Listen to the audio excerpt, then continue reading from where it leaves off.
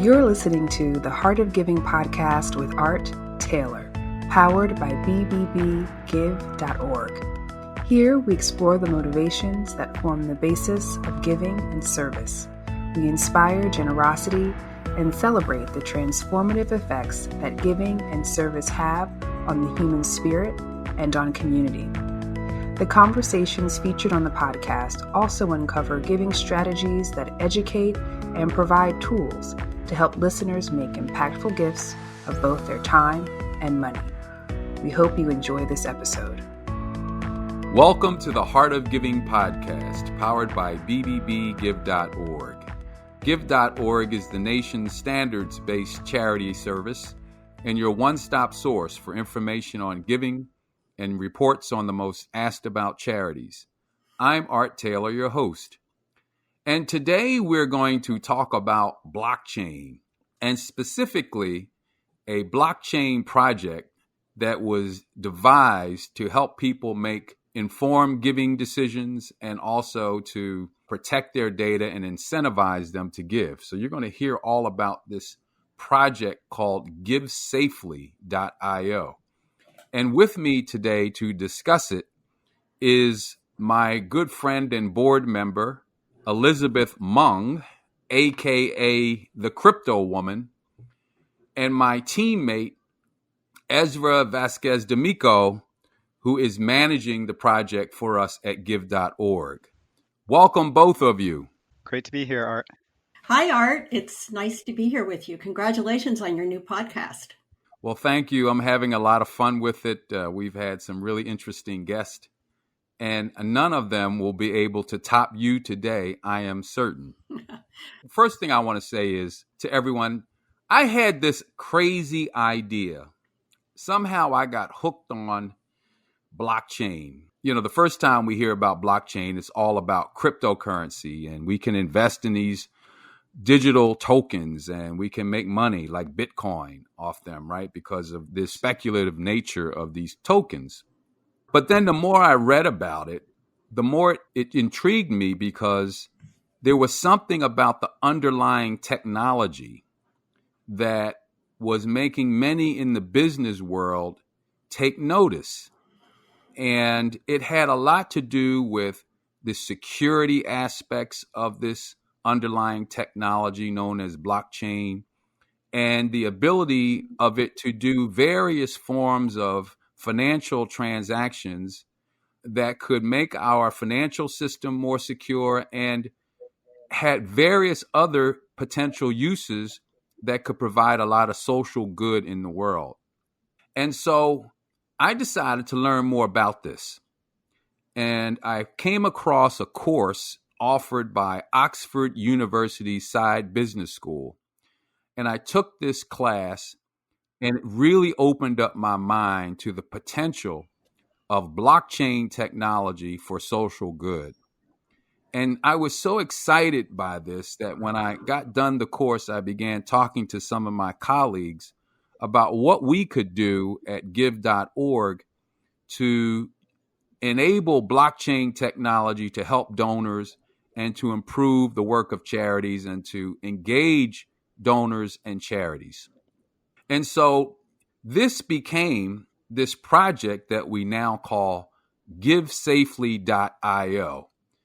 And so I'm going to stop talking and let my two colleagues here explain to you exactly what we came up with. So before we get into GiveSafely.io, let me ask you, Elizabeth, to share with us a little bit more about what blockchain actually is. Well, I'd be happy to, Art. One of the best ways to explain it to people who don't understand it is to explain how it can work for them. One of the things I'm most excited about is that blockchain technology actually fixes what the technology of the internet has broken. And by that, I mean it can fix things like data security, hacking situations and things like that. And it does that because the software for blockchain technology sits on computers all over the world. And when somebody writes a piece of data, to one of those computers, it automatically updates to all of the other ones. So there's this huge network or block of information there. And then on a more micro level, this is encrypted. It's encrypted at a very, very high and strong encryption. And it's pretty much immutable. That means it can't be hacked.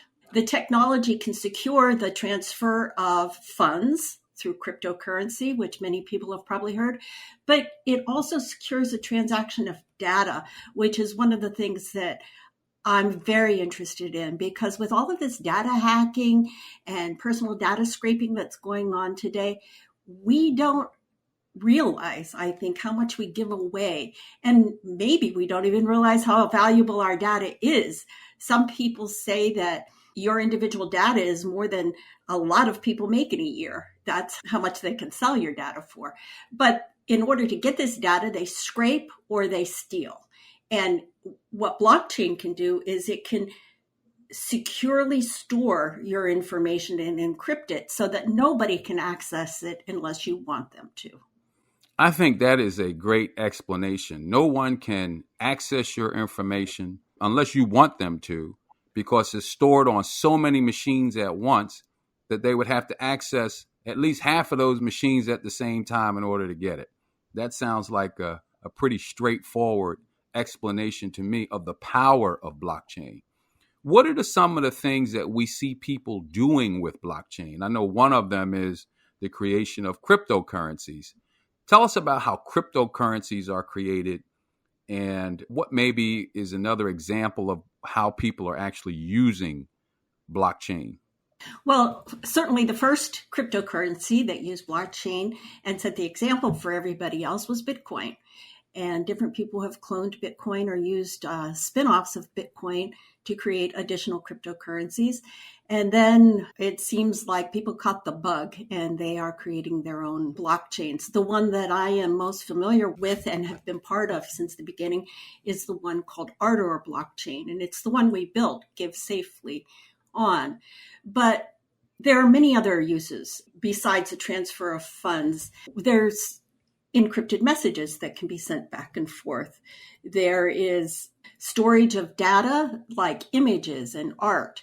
And there is something that I'm really excited about, and it's called digital assets or NFTs, which is something that you can create on a blockchain, and pieces of digital art or music or something, and trade them back and forth as unique items with each other because they're tokenized on a blockchain. The other thing that people do with blockchain is they can use it as a notary service or a timestamp. Some people are working on projects for the transfer of property and deeds, the copyright of information like music and books. The list just goes on, wherever data needs to be secured. In my class, Elizabeth, we actually devised a way to vote using blockchain. Actually, that is something that is incredibly important right now. And people are looking and searching for ways to make voting on a political level a little bit more attainable. We're not quite there yet. But we were just envisioning, people taking out their cell phone and you could be easily identified that it's you. Mm-hmm. You vote. The vote is tabulated. You can't undo the vote once it's tabulated. And it's counted automatically by the software and secured automatically by the software. So we have everything we need in this technology to vote, except the trust of the people, of course. But it seems to me that we could very easily devise a voting system where we knew exactly who voted, when they voted, who they voted for. We could even give them information about the candidates before they voted. The information would be secure and it would be tabulated, so we wouldn't have to wait long for the outcome of the election as well. So there's so many possibilities with this software and this technology, I guess we should call it. But we've created an interesting project with it as well. It's called GiveSafely.io. And maybe Ezra can give us a little sense of what GiveSafely.io is and what it does. Sure. GiveSafely is a platform that uses new technologies and ideas to improve levels of trust between donors and charities. It uses blockchain technologies, but we keep all that behind the scenes so that donors don't get too confused, but they do get the benefits of it. And it provides donors a safe and fun way to donate both crypto and cash to trusted charities, and in doing so, earn rewards if they choose to share their data, and then use these points that they earned, the giving points, to redeem them for reward experiences around causes that they care about, or maybe even to discover a new charity on the platform. And what we found overall, and our donor trust report series research says, and I think we all know this intuitively, is that donors want to feel safe when giving. They want to give to charities that are trustworthy, and they want to engage with these charities in meaningful ways. They don't want to just donate. They want to have a relationship with a charity. And younger people and tech savvy people, they especially want to do this on their own terms in ways that make sense to them. And so as we talk about trust, it's worth noting that all the charities listed on the platform are trustworthy. They're all evaluated by us, so they're all accredited to meet the 20 BBB standards for charity accountability. And then in terms of the safety aspect, in terms of technology, the platform's blockchain encryption, it sets up peer-to-peer relationships between the donors and the charities, which ensures that there's no central database, so nowhere where hackers could access the information, or somebody could monetize it, or it could be sold to third parties, or it could be misused. We have no access to donor data or the donations, and we don't take any transaction fees. So that's a good intro to what we're talking about here, Ezra. So what do we think is the real potential for Give Safely? Well, Give Safely is a unique platform, and there's not really anything else like it out there right now. Not only does it meet people's needs, but it's ahead of its time in some ways. And I think it will serve as an example for the charitable sector, but probably for the business sector and beyond too. People overall are becoming more and more concerned about their privacy and the value of their data. And they're increasingly seeing their personal data as property and as valuable. And we all constantly hear about data hacks from Equifax on. We hear about the misuse of our data by large platforms. I think a lot of us woke up to this when we heard about the Cambridge Analytica scandal years back. On the charity side, back in March of this year, one of the cloud-based donor management services where a lot of charities store their donor information was hacked, and that exposed thousands of donors' private information. As donors are becoming more aware, they're going to look for platforms like Give Safely that takes these things into account and shows them and their data that sort of respect. So yeah, we see it as potentially as a good example for the sector and beyond. Well, for me, I was so concerned that we find ways to incentivize people to give to charity.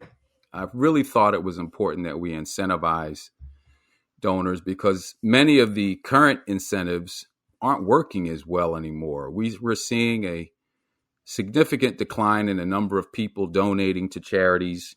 And if that trend continues, of course, we're going to see a very different world than we currently have, a very different country.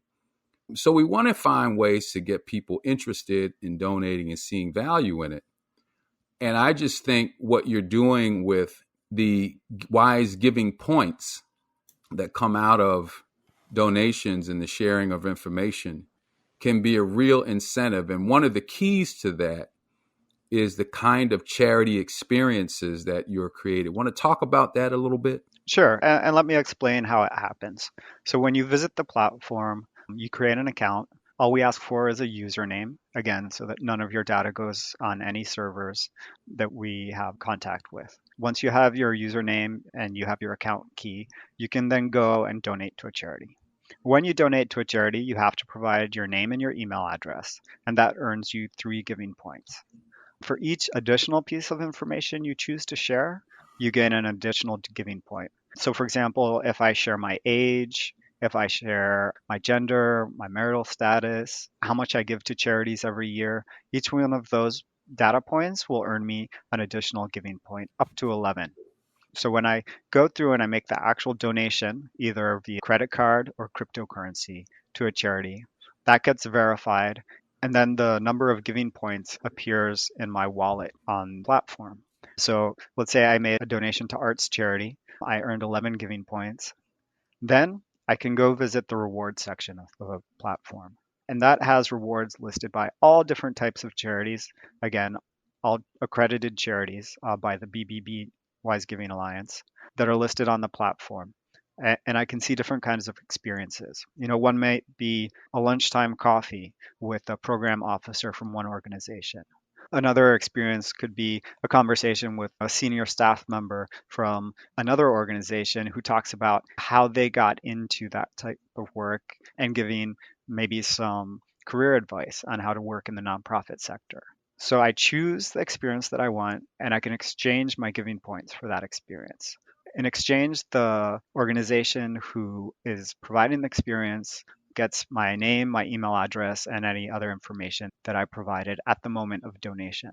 And so it's really kind of a win-win for both the donors and the charities because the donor gets an interesting new kind of experience, 15-minute conversation with somebody at a charity. It could be a small group, it could be a larger group, depending on the experience.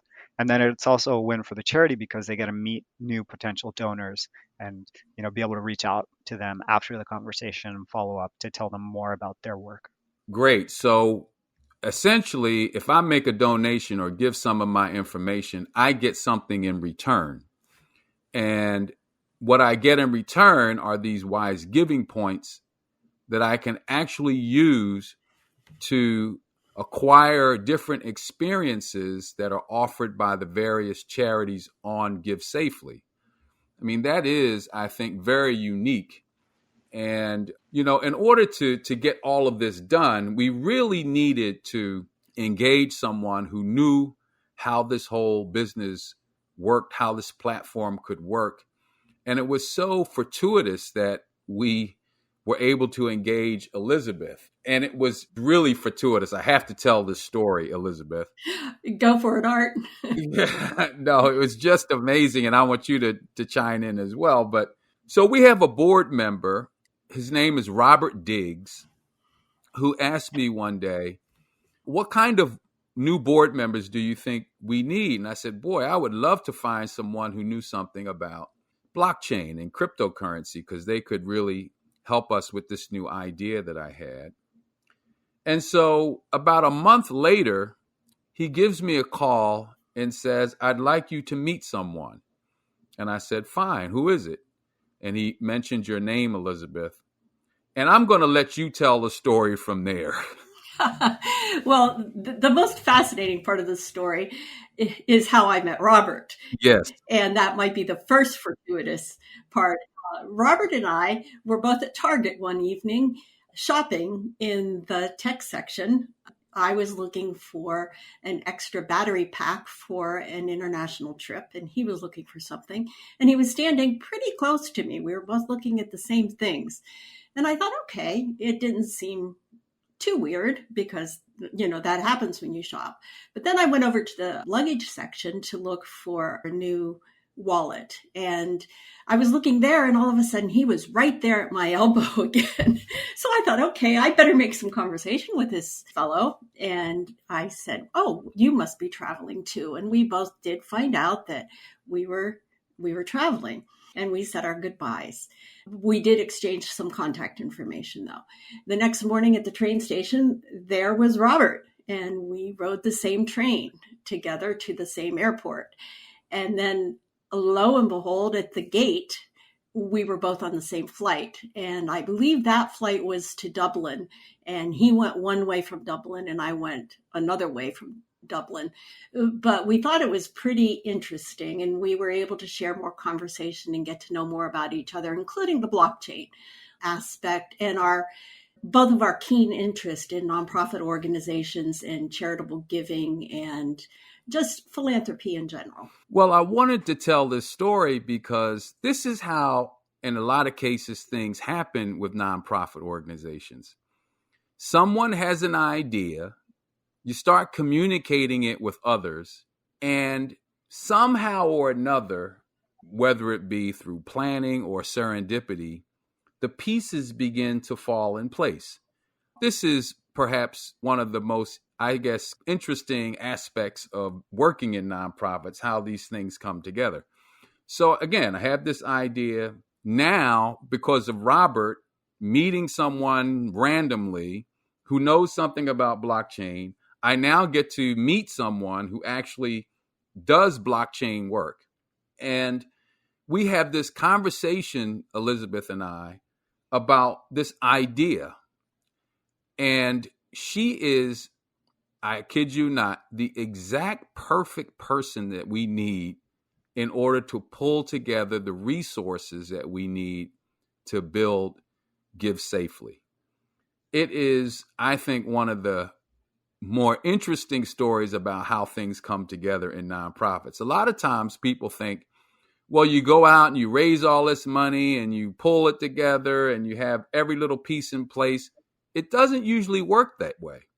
You know, you put it out there, you talk to people, and then through serendipity, good grace, and in this case, Elizabeth, your tremendous generosity and skill, we were able, through you, to build this platform with your skills and the talents of other people you knew in this field.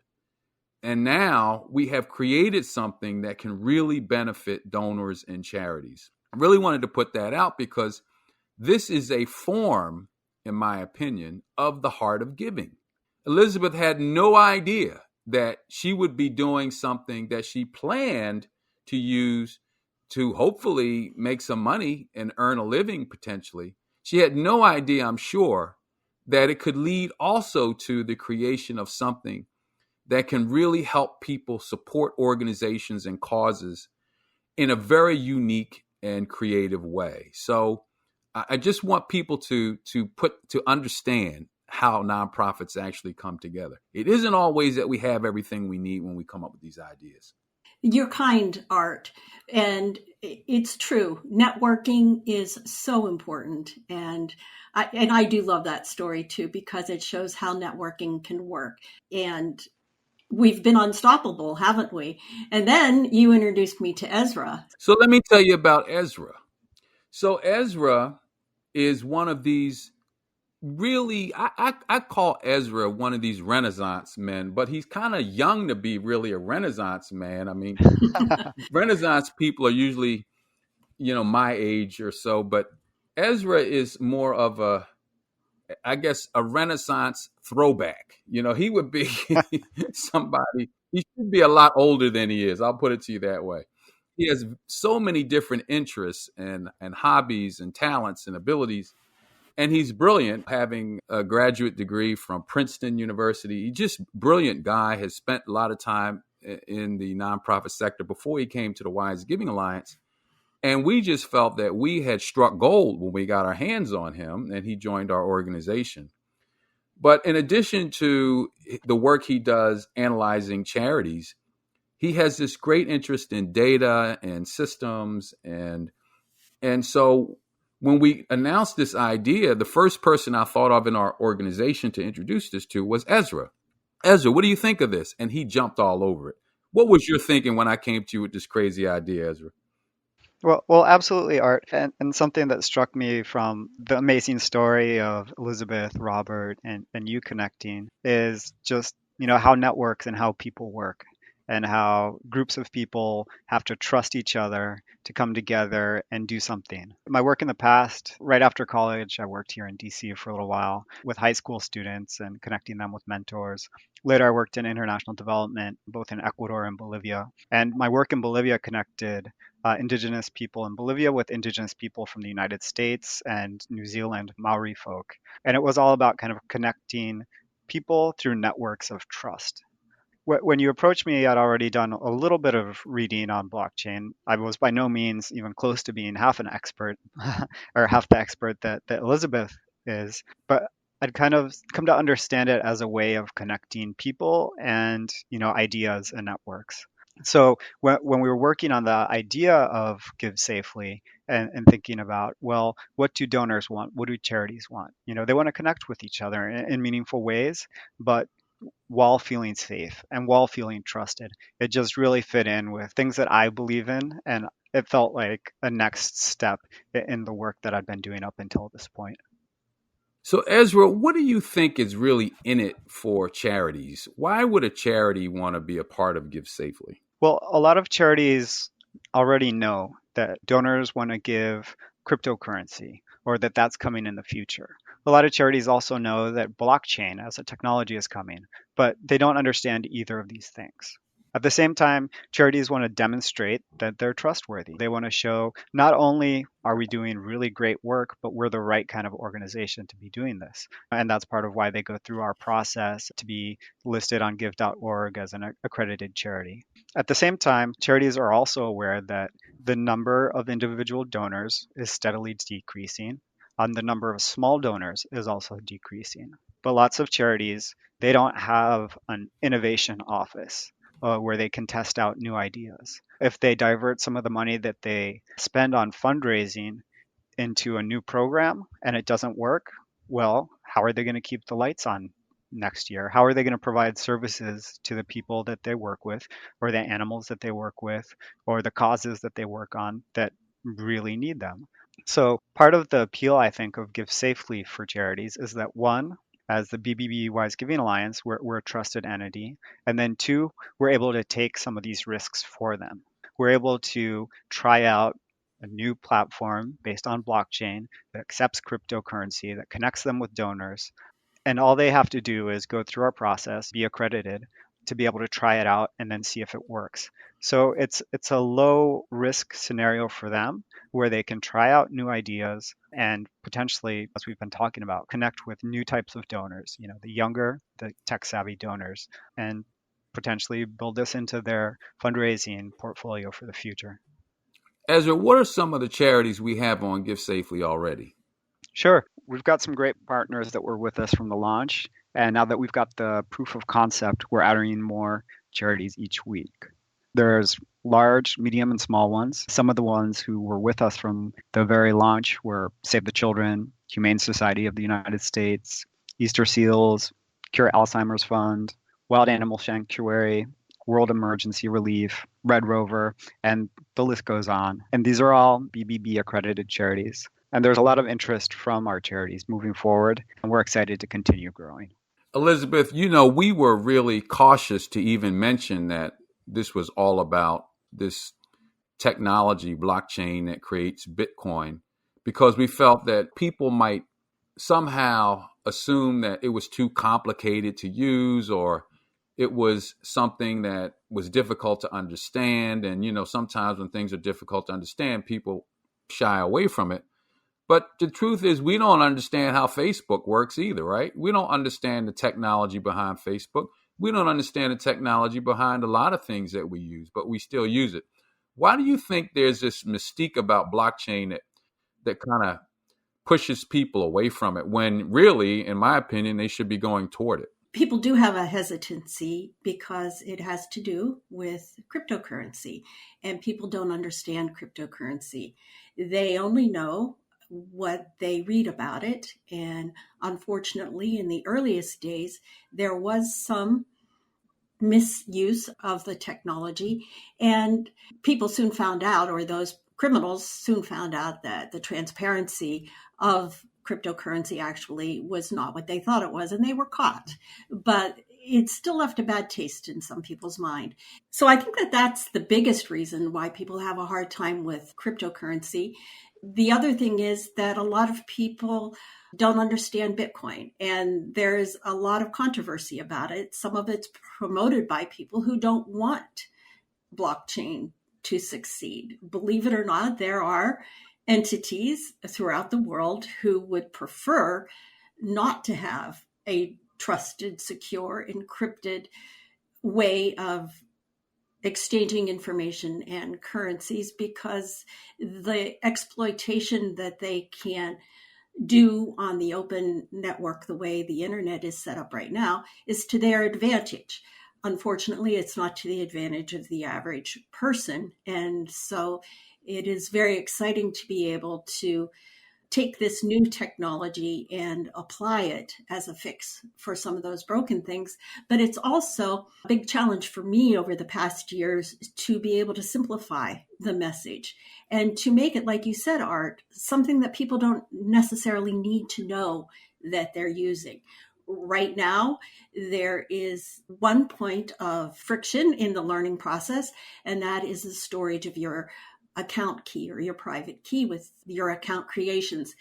And so many people are used to losing their passwords and resetting their passwords over and over that they need to be taught and retaught the idea that your account key is the only way to open up the blockchain to you. And if you lose that, then you lose your access to the blockchain. It can never be retrieved.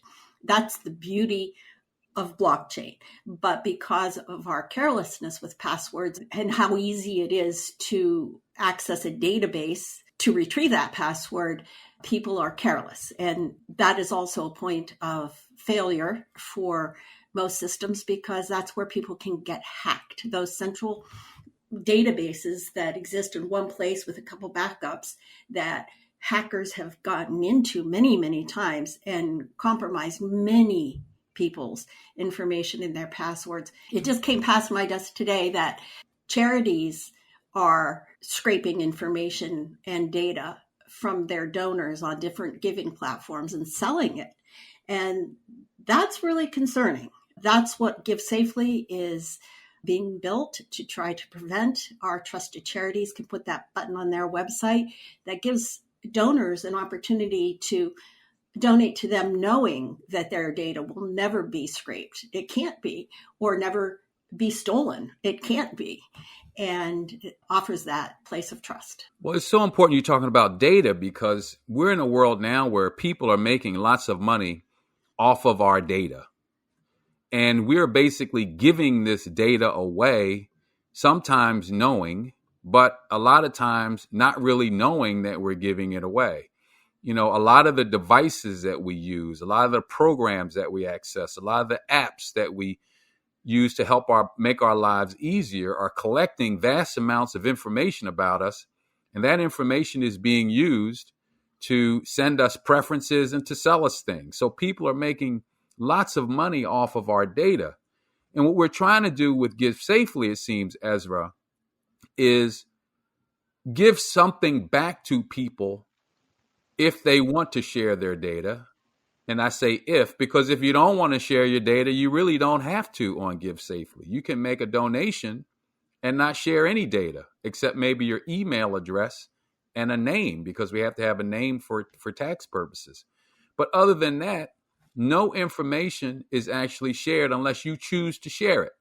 If you choose to share it, though, you get something in return. And that's what we're trying to change, I think, in this program.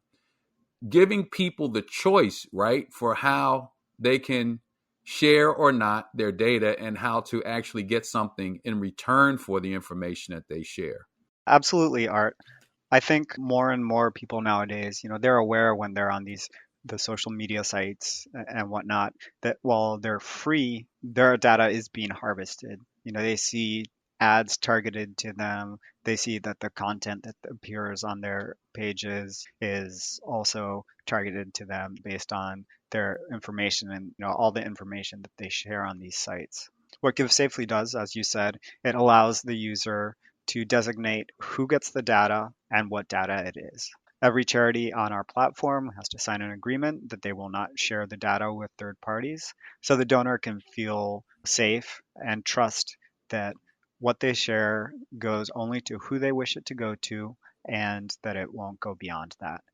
Yeah, what's also cool is that when you just choose to make that donation or give your data and you get these points in return and you can get that experience, you actually get a deeper relationship with the charity.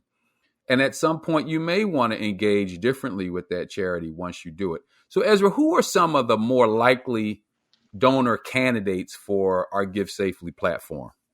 Well, one of the innovations of Give Safely is that it does accept cryptocurrencies. Individual charities, some and some of the more sophisticated ones already allow for cryptocurrency donations, but there are not many overall who do. So what Give Safely does is we help guide them. We have a guide where they get information on how to set up cryptocurrency wallets and whatnot.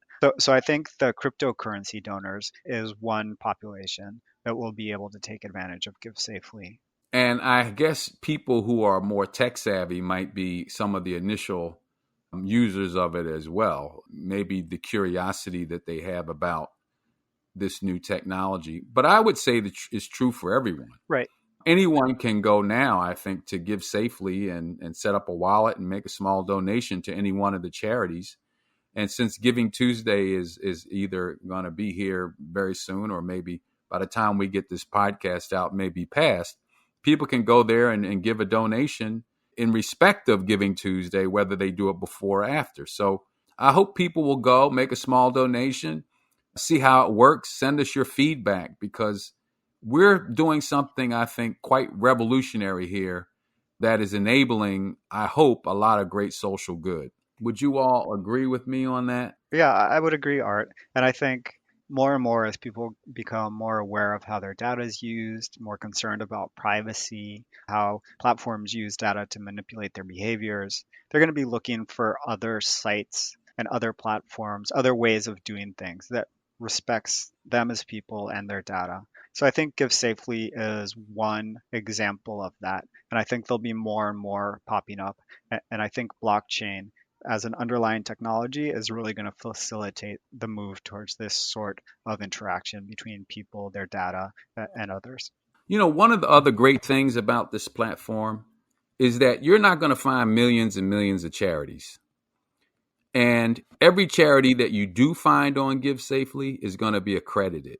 They're going to be vetted. And Ezra, you can talk about the accreditation process, but you know, it's a very intense process that charities go through in order to be accredited. So anyone who makes a donation has that safety feature, knowing that any charity they pick is accredited. Working at the BBB Wise Giving Alliance, we get a lot of calls from donors who say, hey, there's this charity that sent me an appeal. Are they trustworthy? Can I trust them? And we say, well, let's look them up in our system. Have they met the 20 BBB standards for charity accountability? And that's what we do with charities is, we go through a process where they submit all their information, their financial documents, information about their governance practices, information about how they do their fundraising and how they measure their own work, their self-assessment practices. And we put together a draft report saying, which standards are met and which are not. When a charity doesn't meet a particular standard, we help them build a plan to come up to standard, to meet that standard. And we work with them as much as possible to get them there before publishing the report. So there are some charities that are still kind of in the process. They haven't met some of the standards and they're online, but a lot of the charities have been working hard and they meet all 20 standards. And we're able to tell donors what we can tell you is the way the organization's built, the way it runs, its practices and policies makes it trustworthy. Elizabeth, you have been volunteering your time for months on this project. And I think it's kind of important for people to understand why you would give so much of your time to something like this. And it's inspiring to me. And I hope that others will look at your story and be motivated to give their time to what matters to them as well. But I am so grateful. I need to just tell you that for all the time that you've given to this. But why has it been something that you saw fit to give so much of your time to? Well, Art, that's a long story, and I will try to make it short. The experiences that we all go through to make us the people that we are and the things that we're interested in can be long for all of us. Years and years ago, I went over to Banda Aceh in Indonesia after the tsunami to help with the rebuilding process. And we wanted to encourage the local economy. And rather than bring in our own materials and our own labor, other than free labor and volunteers, we wanted to hire locally. And to bring the money in to do that was very, very, very hard and challenging. And because border officials, other people really wanted to take part of that. So I always was very intrigued about ways to get money to developing countries, to international crisis sites and things like that. So I've been very interested in cryptocurrency for years and years and years. Actually, I was first part of the Bitcoin forum before I even got Bitcoin, because I was waiting for the right time. This was before there were any exchanges or anything like that. And it was a very interesting place to be, especially for a woman. And when I started becoming part of a community that actually was the proof of stake community, Ardor and NXT, back in the beginning days, started participating more in the forums. It was a decent, nice forum, but it was still fairly risky to come out as a woman. But in early 2014, I finally did. I assumed the name of the CryptoWoman in all of my social profiles about cryptocurrency, and I've been going forward ever since. But I also have this connection to giving, to philanthropy, to the unserved, the unbanked. And so just being part of the give.org board of directors really gave me a opportunity to bring these two interests together in a way that I'd been looking for. I'm also in a stage of my life where giving back is something that I can do a little bit more of. I think that it's an important part of anybody's life to look for things that they can contribute to that's bigger than themselves and give back. And so I decided that when I made this commitment, that this was something that I believed in very strongly. And it was the intersection of two of my very strong interests. And so I'm very, very excited, actually, to talk with Ezra every day and you, Art, once or twice a week, and just keep going on this project because we have big ideas for the future. We have ways to grow it and enlarge it and make it good for charities and donors. But in the long run, it's the people who are going to benefit at the end of the line. You know, those people that the charities actually will serve. And that's what excites me about it. Well, I want to thank you both for joining this Heart of Giving podcast episode. And I just feel that as we keep plugging away with GiveSafely.io, it's going to be a real important piece of our nation's giving infrastructure. I think we have all of the key elements.